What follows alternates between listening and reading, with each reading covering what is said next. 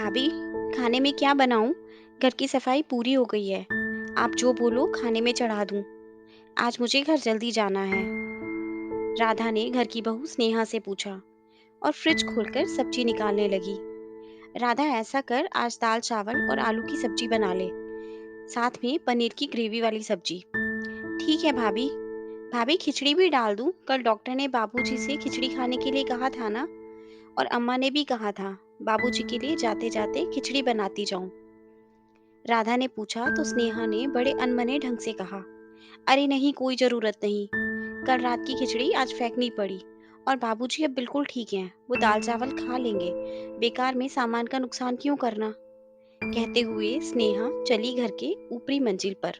घर 2 मंजिल का था। घर के नीचे के हिस्से में रसोई और बैठक थी, और घर के मालिक अनिरुद्ध जी और रमा जी वहां रहते थे। उनके बेटे बहू और पोते का कमरा ऊपरी मंजिल पर था। घर अनिरुद्ध जी ने बनवाया था। साड़ियों के व्यापारी अनिरुद्ध जी के घर में पैसे रुपए की कोई कमी नहीं थी। अनिरुद्ध जी ने व्यापार को बहुत ऊंचाइयां दी। अब साथ में बेटे के साथ शहर के सबसे बड़े व्यापारियों में शामिल हो गए। दोपहर के समय पति और बेटे के आने का समय हुआ। रमा जी रसोई में गई तो देखने लगी क्या क्या तैयार हुआ है। राधा, क्या क्या बनाया? अम्मा, दाल चावल, आलू की सूखी सब्जी और पनीर की ग्रेवी वाली सब्जी, बस सब तैयार है। खीरे का रायता बना रही हूँ। और बाबूजी के लिए मूंग दाल वाली खिचड़ी, वो तैयार है ना? सब आते ही होंगे। उनका सवाल सुन के राधा चुप हो गई। वो अम्मा, भाभी ने मना कर दिया। उन्होंने कहा जो खाना बन रहा है वो बाबूजी भी खा लेंगे। कहते हुए राधा सर झुकाकर खड़ी हो गई। ऐसा कर, तू खिचड़ी चढ़ा दे, बाबूजी खिचड़ी ही खाएंगे। कहते हुए रमा बाहर चली गई। रमा जी गुस्से से बिफर पड़ी। हॉल में आई और स्नेहा को आवाज लगाई, हाँ माँ, क्या हुआ? अभी तो बाबूजी और रमेश आए नहीं। फिर आपने क्यों बुलाया? राधा को तुमने खिचड़ी बनाने से मना किया स्नेहा? दो टुक का सवाल सुन के स्नेहा घबरा गई। हाँ माँ, कहते हुए उसके पसीने छूट गए। रमा जी ज्यादा नहीं बोलती, न सास बनकर बहुत टोक टाक करती हैं। लेकिन स्नेहा जानती थी कि इस घर में उनका रुतबा सबसे बड़ा था, इसलिए बार बार वो कोशिश करती उनके आभा मंडल को तोड़ने की, उनके सत्ता को चुनौती देने की, लेकिन हर बार असफल हो जाती। आज फिर वही काम किया था स्नेहा ने। स्नेहा चाहती थी कि घर पर उसका राज चले। वो माँ, मैंने सोचा बाबूजी की तबीयत ठीक है इसलिए। स्नेहा, मैं तुम्हें ज्यादा नहीं रोकती टोकती, लेकिन एक बात बता दूं, अभी भी ये गृहस्थी मेरी है, और वो रसोई भी। मैंने हमेशा तुम लोगों को छूट दी है। तुम लोग अपनी जिंदगी में जैसे मन हो जियो, लेकिन ये हक कभी नहीं दिया कि तुम हम दोनों पति पत्नी के जीवन का रहन सहन का फैसला करो। ये घर और गृहस्थी मेरी है, और जो जमी जमाई रसोई तुम देख रही हो, उसको जमाने में मेरी जिंदगी के 40 साल लगे हैं। ऊपर की मंजिल पर एक रसोई घर है। आज से तुम अपनी रसोई वहीं जमा लो, मुझे कोई तकलीफ नहीं होगी। और उस रसोई की मालकिन बनकर खुद के लिए फैसले लेना। लगातार गुस्से में बोलते हुए रमा जी कांपने लगी। तभी अनिरुद्ध जी बेटे के साथ आ गए। भाई, क्या हुआ? इतना सन्नाटा क्यों है? खाना तैयार हो तो डाइनिंग टेबल पर लगाओ, हम आते हैं। और सुनो, खिचड़ी के साथ थोड़ी चटनी भी बनवा लेना। इतना खाने की इजाजत तो है ना? हाँ हाँ, बैठिए ना, बस सब तैयार है। कहते हुए रसोई में गई और जल्दी से मिर्च और लहसुन की चटनी बनाने लगी।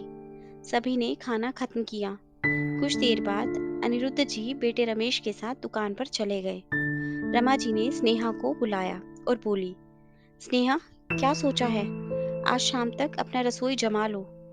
मैंने अनिरुद्ध जी और रमेश के सामने कुछ नहीं कहा, लेकिन अब सब कुछ तुम्हारे ऊपर है। जैसा तुम चाहो वैसा करो। स्नेहा डरी हुई थी। अब तो उसकी हालत खराब थी।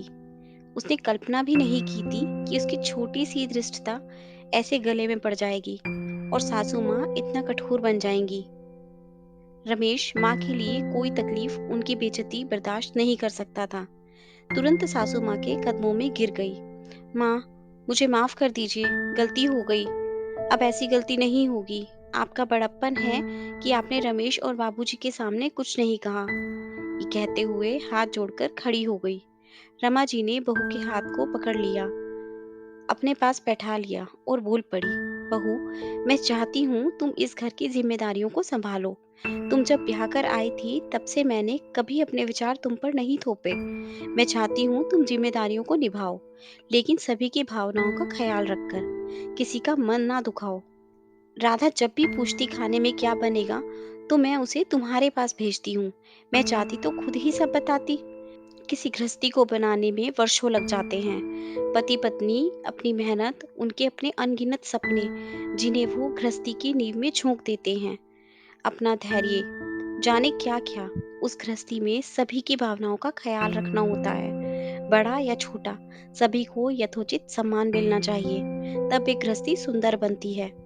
कहते हुए रमा जी की आंखों से निर्झर नीर बहने लगा। स्नेहा ने उनके आंसू अपने हाथ से पोंछे और बोली, माँ, मैं समझ गई। गृहस्थी को किसी से लेना या मांगना नहीं होता। वो एक भाव है, जिसे जीना होता है, जिसे समझना होता है। एक एक दिन का जोड़कर गृहस्थी बनती है। मैं तो आज तक जिम्मेदारियों और अधिकार को आपसे छीनना चाहती थी। अब नहीं, मैं एक एक करके अपनी गृहस्थी की ईंट रखूंगी, आपकी तरह। कहते हुए उनके गले से लग गई स्नेहा, और रमा जी ने उसे सीने से लगा लिया। वो समझ रही थी कि सुबह का भूला बच्चा शाम को घर वापस आया है, तो एक माफी तो बनती है। दोस्तों, आशा करती हूँ आपको ये कहानी अच्छी लगी होगी और जरूर कुछ नया सीखने को मिला होगा। आपका एक लाइक, शेयर और सब्सक्राइब हमें ऐसी ही और वीडियोस बनाने के लिए मोटिवेट करता है। इसलिए अगर अभी तक आपने हमारा चैनल सब्सक्राइब नहीं किया, तो प्लीज़ आप हमारे चैनल को सब्सक्राइब करें। आपसे कल फिर मुलाकात होगी एक नई कहानी के साथ। धन्यवाद।